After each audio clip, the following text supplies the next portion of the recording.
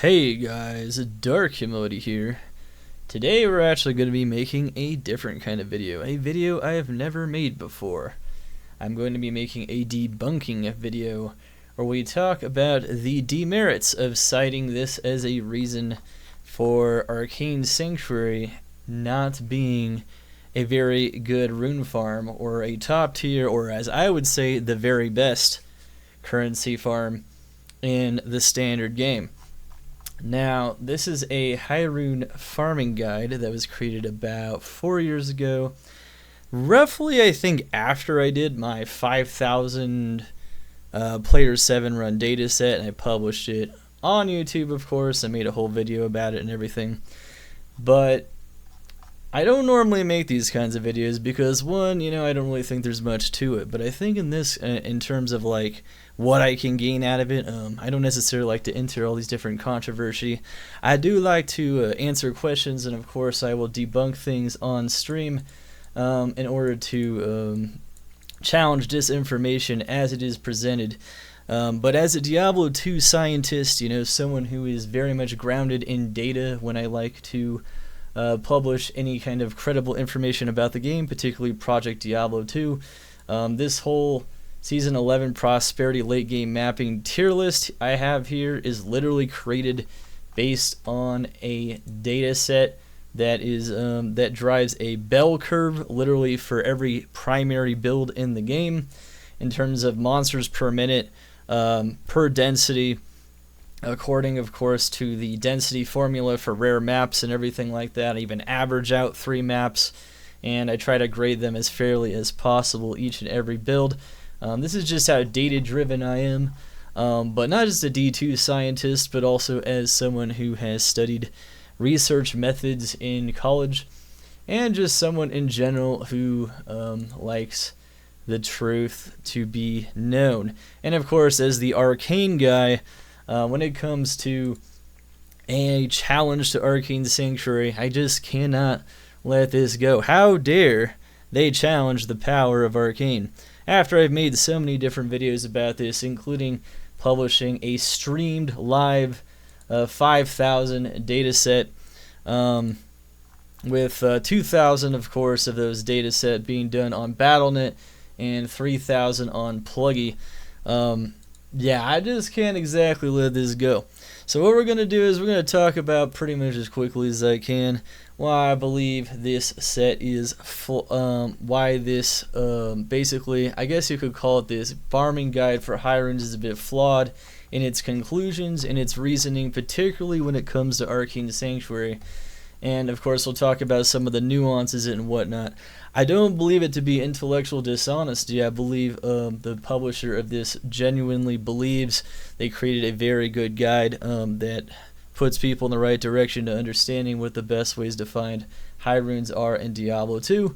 But I will talk about some very major methodology flaws or methodological flaws that contribute to this not being the very best information. And of course I'll compare it also to data that I gathered on my 5,000 player 7 Arcane Sanctuary run dataset, and then I'll even talk about why this is even less relevant for Project Diablo 2, given that this analysis was done for Diablo 2 Lord of Destruction. Alright, anyway, let's get into it. No more beating around the bush. So we have here a high rune farming guide where he analyzes different top currency farming zones, high rune farming zones, in terms of the time it takes to achieve a Sur value rune. Now that's a kind of a weird way of doing this. I'll try to link this, by the way, in the first pinned comment so people can look at this themselves and also compare it to what I've done. I'll also link my video where I go over my 5,000 P7 Arcane Sanctuary run set, just for full transparency like I like to do.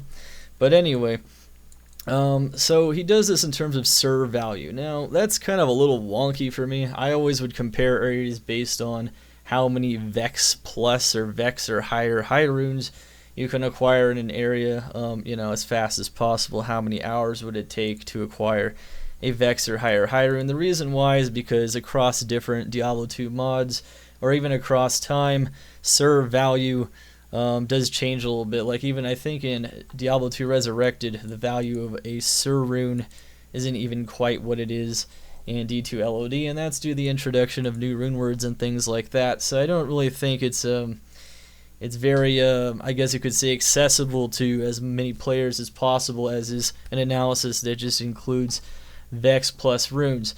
But long story short, you know, he analyzes Chaos Sanctuary, Cows, Travancore, Horking without. Arcane is actually the very first one he lists. And then you go down to the bottom, and, you know, you even have things like Countess and then Ghost Farming in the Tower, which is interesting. And then, of course, you'll also see a bunch of things in that regard as well. But yeah, you'll see like a whole bunch of areas. And then his conclusion is that Arcane is actually one of the worst areas to farm runes in D2 LOD. Now, we're just going to stick to an LOD level analysis here, because that's where I did my original data set, which I believe I either completed it or slightly before. I would say actually I did my analysis. I even wrote a paper on it. I think before he actually came out with this on Reddit, which is interesting. He clearly didn't see how I was farming Arcane and how I did it. But you'll see though that he doesn't necessarily probably think too much of it, but he still considered it one of the top farms, otherwise it wouldn't have been part of the analysis. So I got to give this person credit for that at the very least. Now, let's dive into some problems with this. So there's a couple of methods. So when it comes to stats and numbers in general, you can never just take numbers at face value. And of course, you know, when he analyzed it and ranked them, it was based on, you know, the amount of time it would take to get a Sur value rune. I'm assuming in player 7, which is usually the most efficient way to farm in LOD. Just typically, if you could get player 7, that's just the best odds. And it would go up every odd number of player count, as you would see, from 1 to 3 to 5 to 7. And that's just how LOD works for the most part. In PD2, it does go up with player count, but it starts at players 5, at least compared to LOD, and it doesn't go up nearly as much. So player count in players 1 is usually how most people will farm in PD2, but that's a bit of an aside. Anyway, so let's go over some pretty big issues with this. For one, for some reason in this methodology, and the reason I'm making this, by the way, is that people are citing this. You know, they're actually coming to my stream being like, hey, this streamer so-and-so points to this analysis as a reason for why Arcane is actually no good. And so that's just another pretty big reason why we're doing this here. I don't normally, you know, wouldn't waste my time with this, but I gotta say, I put a lot of time and effort into showing how powerful Arcane can be. And I feel like analyses like these can actually be very misleading and can lead people to vastly underestimate just how good Arcane can be. And yeah, this is why we're talking about it. Anyway, so let's get into some of the specifics once again. So when we talk about how he did this, it's kind of interesting. For some reason, these numbers are based on killing 105 ghosts in 3 minutes in a 4-way Arcane. Alright, so first of all, I actually challenged this number, but he does it based on, I guess, not backtracking, so it's very possible that any of those middle areas, those connecting areas on each of the 4 ways, he just skipped them, so he probably lost out on 50 to 70 ghosts every run because of that. Of course, I got a 60 data point set that showed, I'll show right here, that on average you actually get about 175 ghosts per run. So, and that's if you clear all the ghosts. Now, that will include a little bit of backtracking, but the middle areas don't really have much backtracking, and there's no other backtracking in the entire area. It's always just very clean up one side and down the other, and if you peek into the middle a bit, you kill a bit more. So I'm not exactly sure what they mean by backtracking, but yeah, you might waste a couple extra seconds, but I mean, if that nets another like 50 to 70 ghosts, I don't know. So I'm not sure where he's getting the 105 number from. I mean, a 60 data point set is pretty robust from a research method standpoint. So, you know, I ran 60 runs and literally counted how many ghosts were in the whole Arcane. And on average, most of the time, it was somewhere between 150 and 200. I think it was as low as like 120 a couple times, and it was as high as like 240, 230. And it's just random based on map generation and monsters spawning in various data points. So that's the first thing. 175 ghosts, 60 data points. He doesn't have a data set for this, but he's just making, you know, he puts an approximate 105 ghosts here. I'm not sure where he's getting that from. I have no idea, because he doesn't explain his methodology, whereas I did for arriving at my numbers, so that's very low. And then there's actually a few more problems just on top of how he analyzes Arcane here. He does not take into account clicking 8 super chests. The super chests aren't factored into his analysis at all. As a matter of fact, the only thing that seems to be factored into this analysis here is killing 105 ghosts. No summoner, no other chests, no super chests, and most importantly, no other collateral damage. Now, in my last PD2 Arcane video, you'll see on my 200 faster cast rate, Charge Bolt Sorceress, I am clearing tons of monsters that are not just ghosts here. And I gotta give this guy credit. I mean, he knows his numbers, and he derived his numbers pretty well when it comes to, you know, treasure class, rune TCs. Those numbers are solid. You know, I'm never going to be disingenuous and claim everything in this is just complete rubbish, because it's not. I'm going to criticize what I believe has been done maybe lazily, or maybe, you know, they just didn't really understand how an Arcane run could work or does work. There is some language in here that seems to suggest that they aren't entirely sure how they would do it. You know, they just assume that no one would do it in a group, and that's kind of it. So they never like made the effort to actually get a data set, which is probably the big issue here. Because like unlike something like Travancore, you can kind of probably just math out because you have 11 council members. That's it. You don't have any other complications. Same thing with the cow level. You know, they're only cows are farming in the cow level, and they all have the same loot table, and there's no other like confounding variables. Whereas something like Arcane, there's 8 super chests, there's multiple monster types that aren't just the ghosts you're killing, and then, you know, there are, of course, you really got to know like on average how many ghosts there are too, and you got to get that right.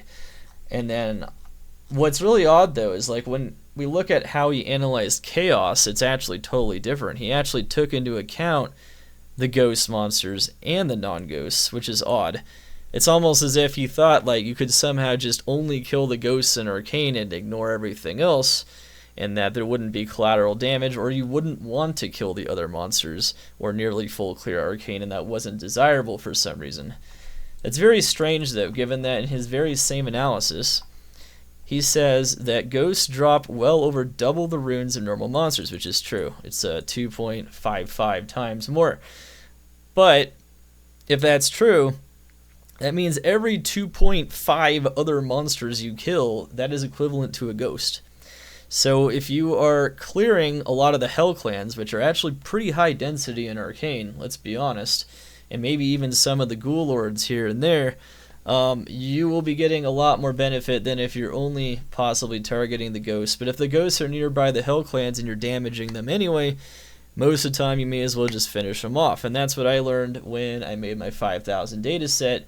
And I think I actually perfected on Project Diablo II with the 200 faster cast rate charge bolt, where I would just basically almost full clear everything, because the ghosts were almost always next to the Hell Clans anyway, and you'd get players 5 benefits from players 1 monsters. So the Hell Clans didn't have much HP. You may as well just burn right through them.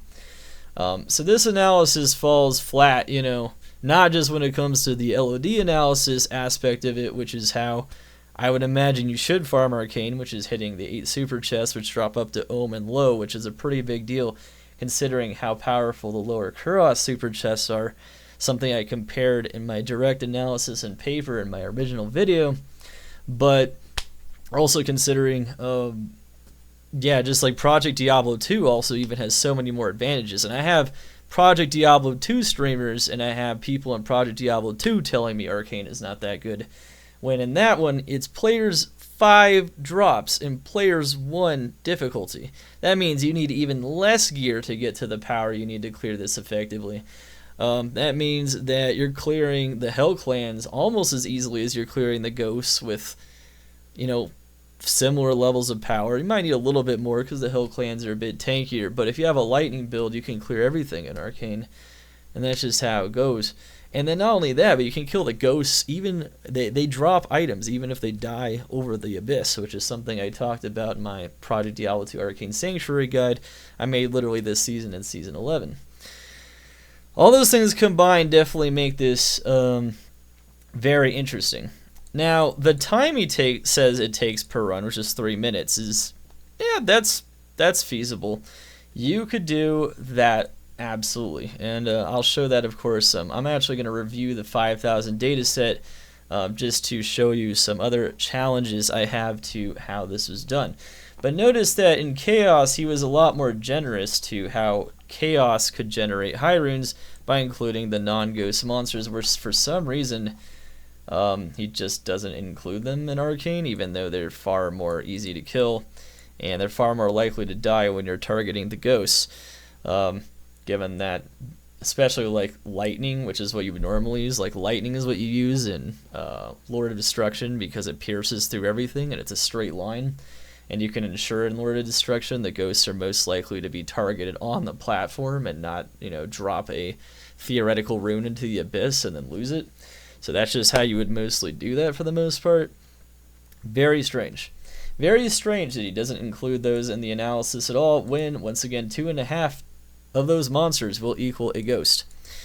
So, but he still comes to the conclusion, though, that in 6 hours, roughly, you get a Sir value rune in Arcane, which is not bad, I suppose, despite not including all those monsters, despite getting the number of ghosts per run seemingly very off, according to, once again, the fact that I literally hand-counted them for 60 runs and I averaged them.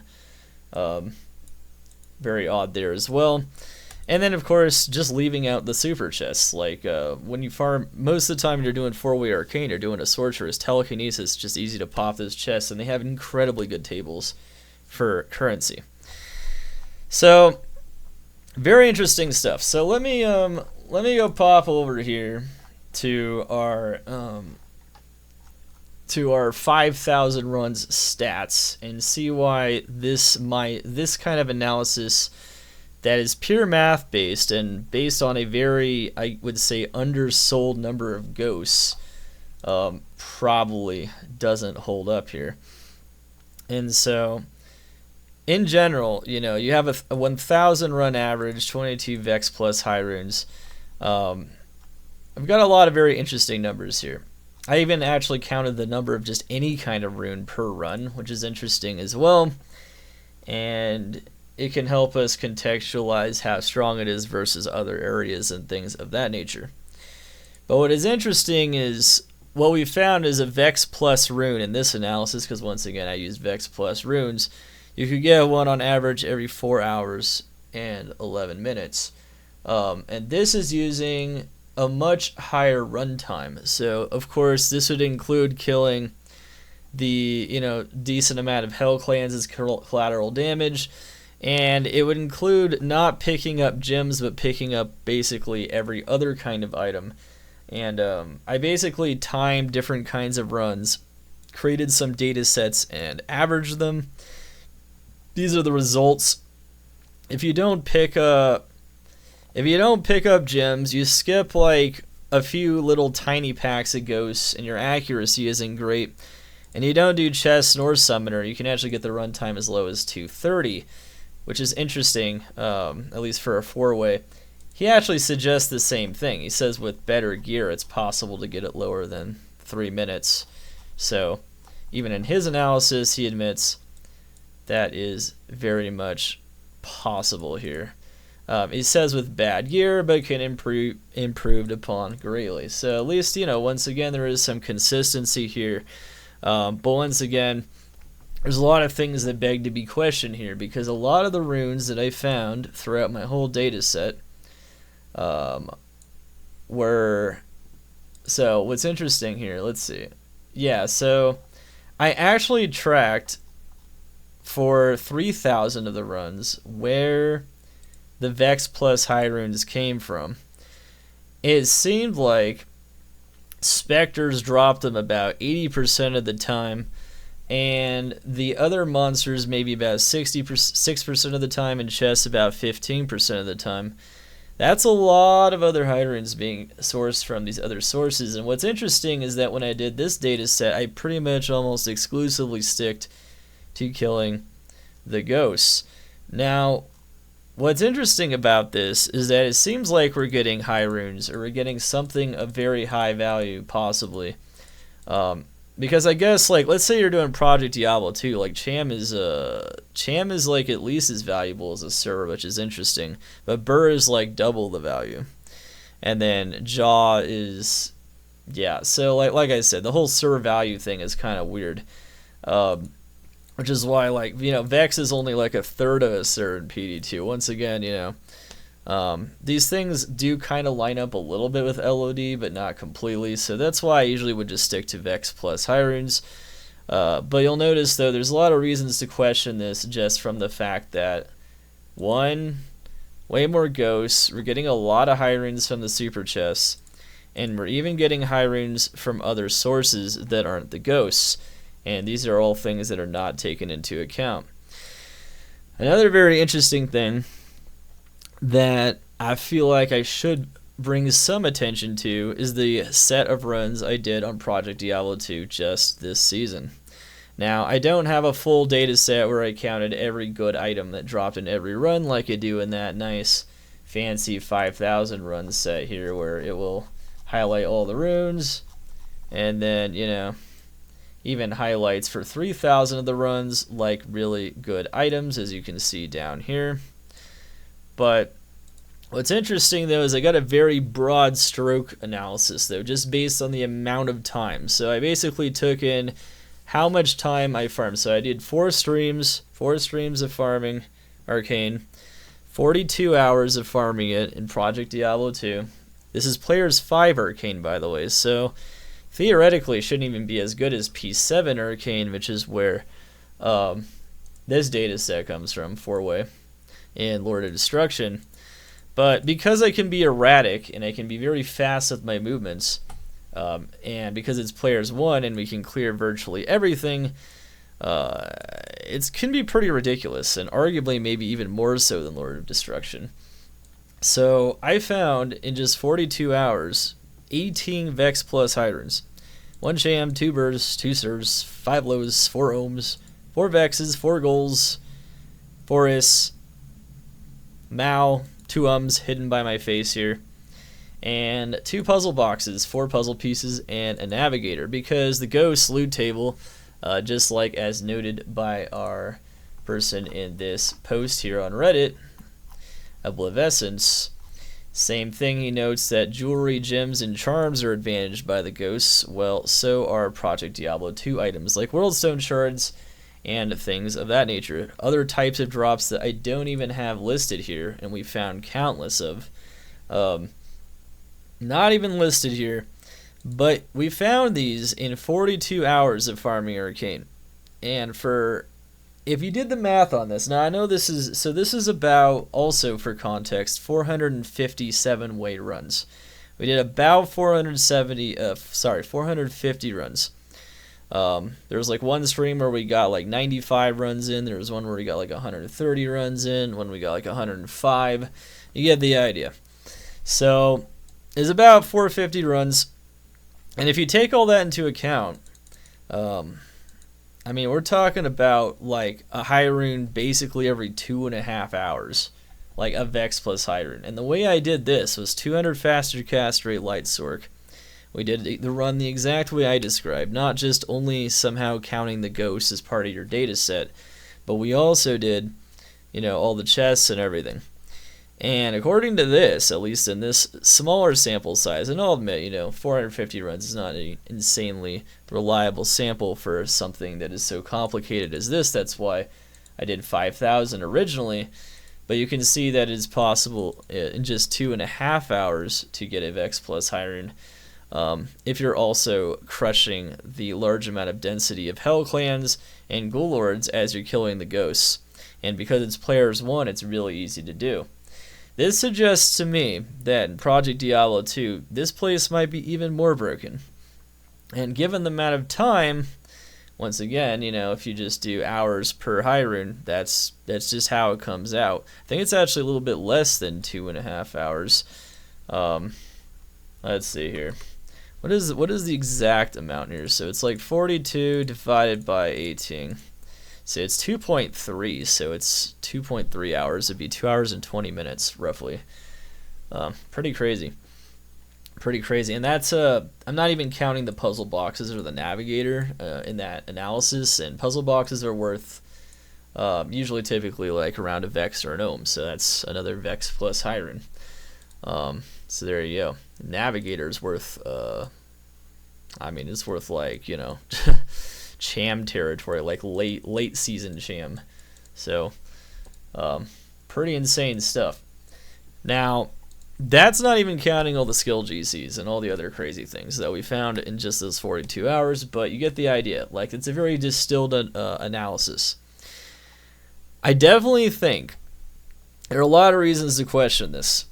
For one, just based on the fact he's literally just counting 105 ghosts per run.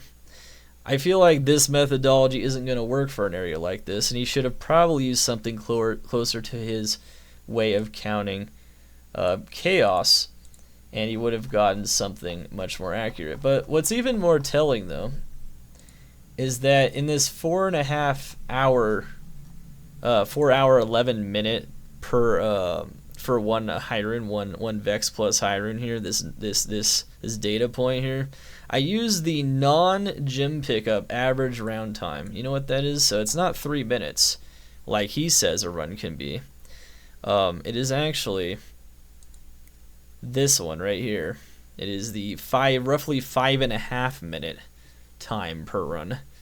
So you can get a Vex plus high rune 4 hours if you're using 5.5 minute time. And if you're going faster and don't care about all the charms and you only care about runes, you start skipping a bunch, you start skipping little tiny packs and start farming it way more efficiently, like I've been doing on Project Diablo 2.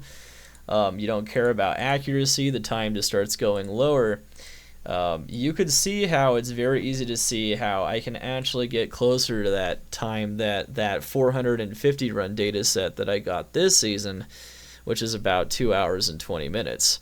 I mean, you're basically cutting the run time in half. And on PD2, it's interesting, is those runs typically took about 4.5 to 5 minutes, which is, once again, faster than what is shown here.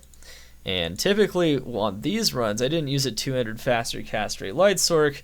I used a 117 faster cast rate light sork. So it was very modest in how we did the 5,000 data set, and it was also very modest in its conclusions. Of course, I'm going to link the data set again so you guys can see this, but very modest.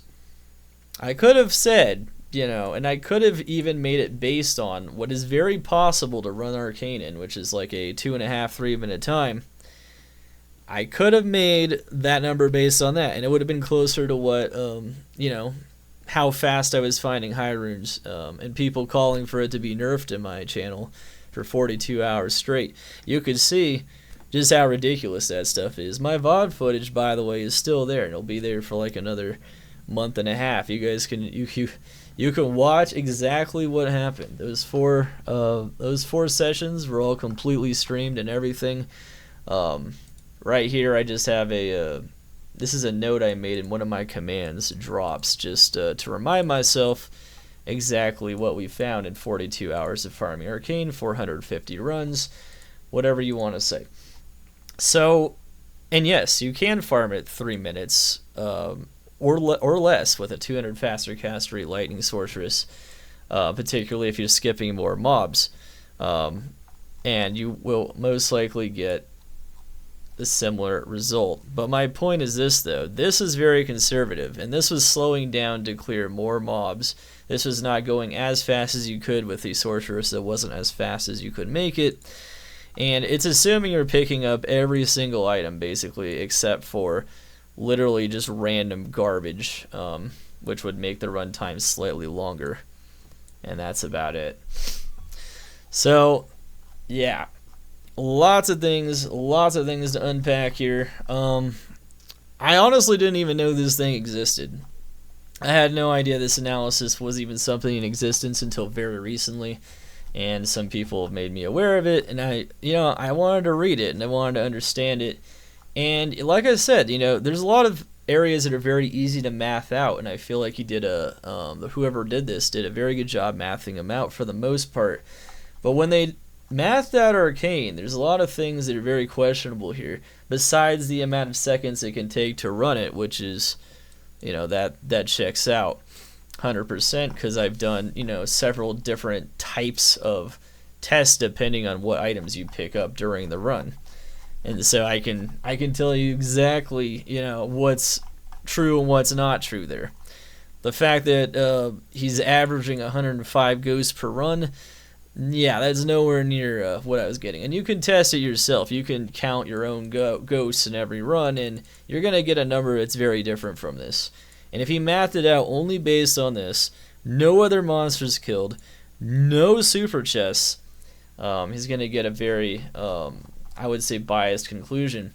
And what's interesting about this is that it's not far behind Travancore, even with that biased conclusion.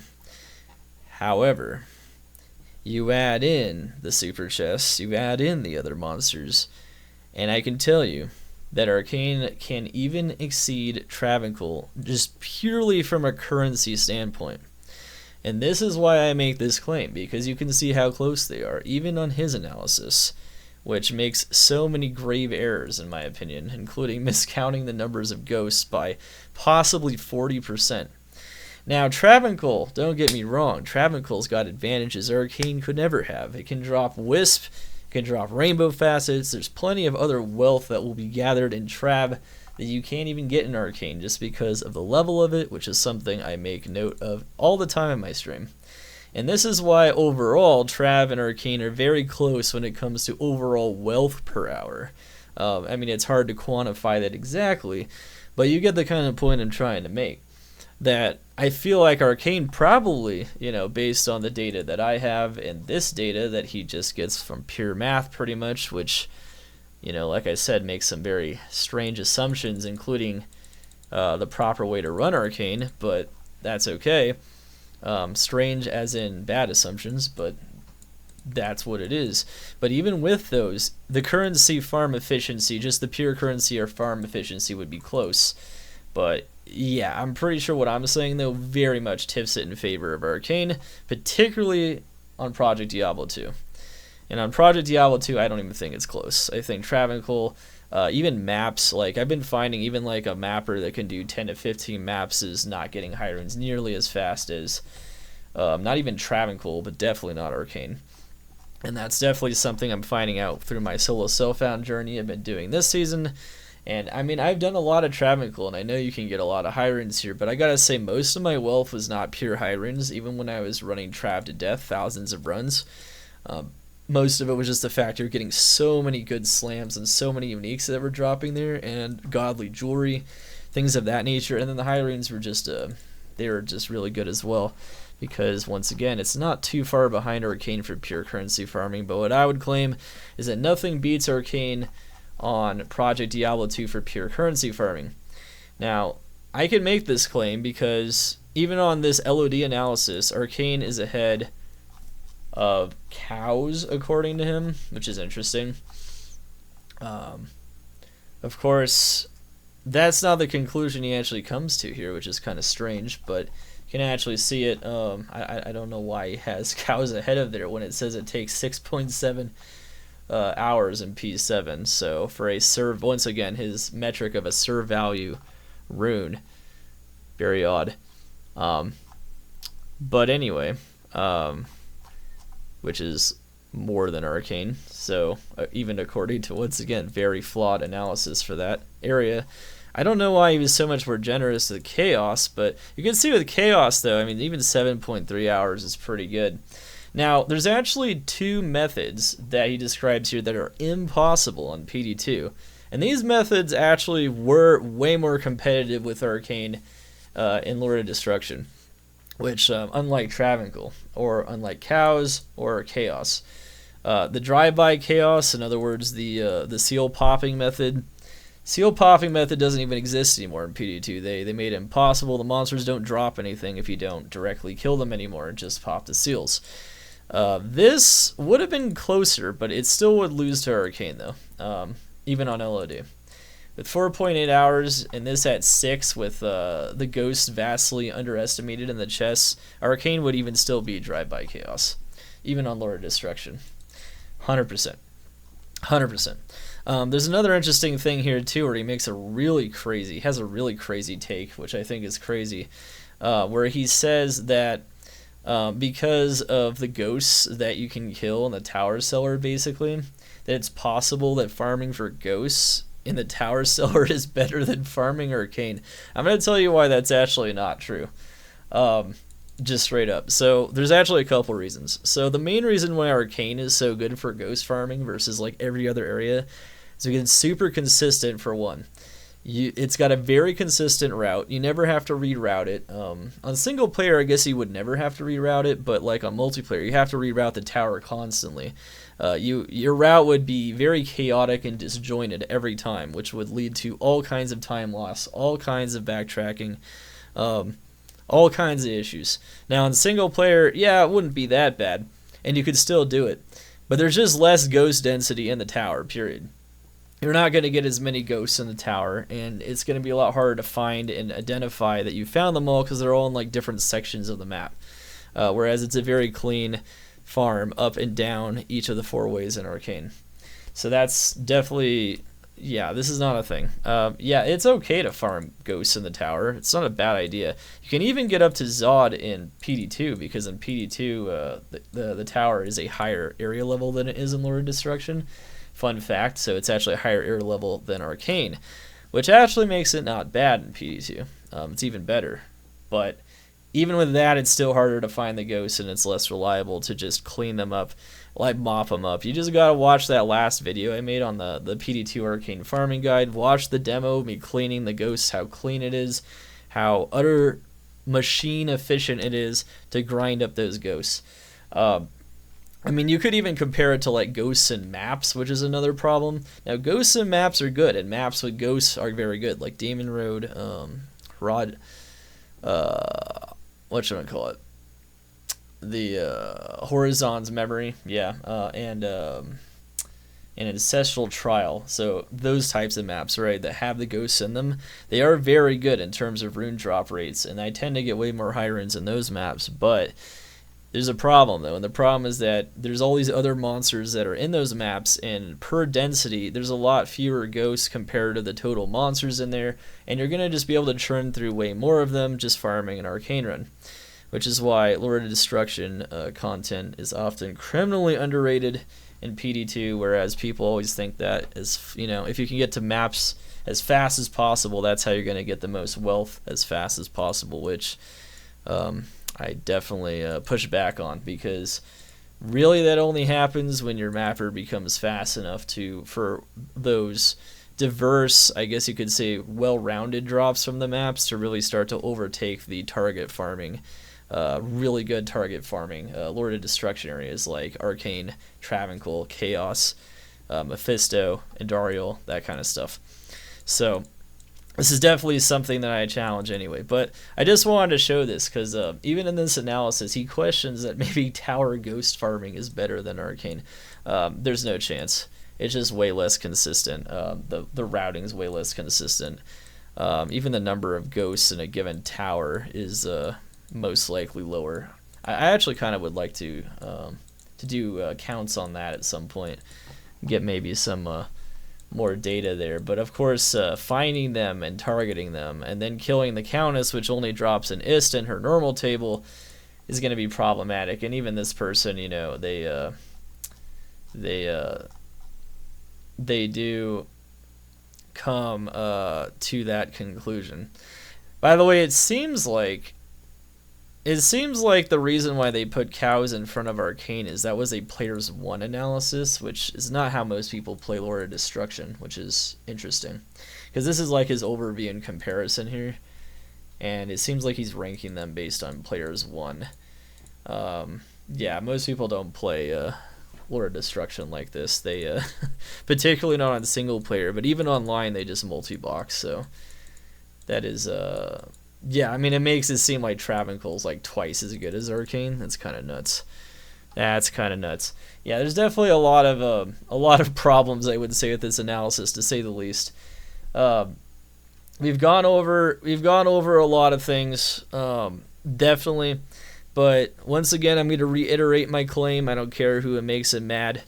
That when it comes to pure currency farming, Arcane is king in Project Diablo 2. There's no drive-by chaos, which would come close, and there's no lower Kuros farming, that was the only thing that was better than Arcane and Lord of Destruction. That was the only thing that was definitively better for currency farming, was lower Kuros. Sur and Burr farming was way faster in lower Kuros, which is something I know in the research. I wrote a research paper too. I think I linked it in my 5,000 run video, which is interesting, where I actually compare it to lower Kuros. But then I even question whether or not it's faster to farm a jaw in Arcane than finding a jaw in lower Kuros overall. So, you know, in other words, farming for Infinity is probably faster in Arcane, is faster in lower Kuros, but farming Enigma would be faster in Arcane. And I've even put that to the test too on a brand new Grail project, a solo self-found project on single player on D2 Resurrected. I actually started with Arcane farming. I found the jaw, and then I went to lower Kuros just to get the burr. And yeah, it worked really well. So it's actually kind of interesting. I don't know. Of course, that's an anecdote, but you get the idea. I think from all of the mathing out of the lower Kuros and whatnot, it's very clear that Sirs and Burrs are way more likely to drop there than Arcane, and that includes cubing them up. But when it comes to runes beyond that, Arcane has a clear advantage in that it can actually drop Jaws and Shams straight up, and it actually drops them pretty frequently. So that was an issue. But once again, the super chests are dead. They actually been replaced by corpses in Project Diablo 2. So they're the top two methods that could even compete or exceed Arcane in pure currency farming don't even exist in Project Diablo 2. And the other methods that he puts as being competitive with Arcane and the higher player counts at the very least aren't really competitive when you consider the ghosts per run being heavily undercounted for some reason. Completely just missing all the other monsters that die in a typical Arcane run, and missing 8 super chests that drop up to low rune. I feel like those are some pretty fatal errors in this analysis, or at least for it to be taken seriously in terms of Arcane overtaking these other areas for just purely in terms of currency analysis, not talking about any kind of items. And when I say currency, once again, I mean runes, charms, gems, jewels, jewelry, and Project Diablo 2 items specific to the mod. Things like Worldstone shards, triangles, you know, jawbones, whatever you might think of, honestly. Puzzle boxes, puzzle pieces, blah, blah, blah, blah, blah. Actually, even possibly vials, navigators, and things like that. Gotten a lot of reports from people farming Arcane, finding vials, even mirrors, and things like that, which is insane because those are so absurdly rare. You wouldn't expect it to find it in an area where the density is not as high as maps, but you're still farming, just churning so many ghosts and chests and things of that nature so quickly. But yeah, I definitely encourage everyone to watch the Project Diablo 2 guide I made for PD2 so you can see how to churn efficiently, how you can get a number like a Vex plus rune every 2 hours, 2.5 hours on average potentially. Upper limit of like 3 hours, 3.5 if farmed efficiently like that. And how even a more conservative estimate, you know, you can check out my 5000 P7 run where I get 4 hours and 11 minutes based on possibly less efficient farming tactics than the ones I've been using in more modern times and more modern videos. I'd actually like to use the most efficient tactics and actually get a time for every run, possibly do thousands more runs of data in the future, and maybe even get it for a bunch of those other prominent areas as well, so I have all the data sets myself, including not just the math that he lays out here based on, you know, just purely, you know, drawing from the files and things like of this nature, just to know just, you know, how likely it is for something to drop, but to actually do the runs and to actually do the research on these areas, particularly Arcane, where once again there are lots of different things at play here. What I'd actually like to see is if he redid this math analysis and he included, you know, I would say a much more fair estimate of ghosts per run. Once again, 60 is a very robust count when it comes to something like counting ghosts. So 60 runs, that's pretty strong. I don't know where he's getting this number. And then, of course, the super chests, and maybe also counting on average how many monsters are just dying or can be churned out with very little loss to efficiency per run to maximize the high runes per hour, which would be how I derived this result in the most recent season. But anyway, guys, GG. You guys have a great rest of your Season 11, and I'll see you guys in the next video. Let me know what you guys thought about this. Let me know if you like this kind of a video where I actually do a deep dive and possibly even challenge other people's, I don't know, data sets, math analysis of the game, tier lists possibly even, maybe critique them. I don't know. Maybe you guys like that kind of thing. Let me know in the comments below, and I will see you guys in the next one. Dark Humility over and out. Let's get it.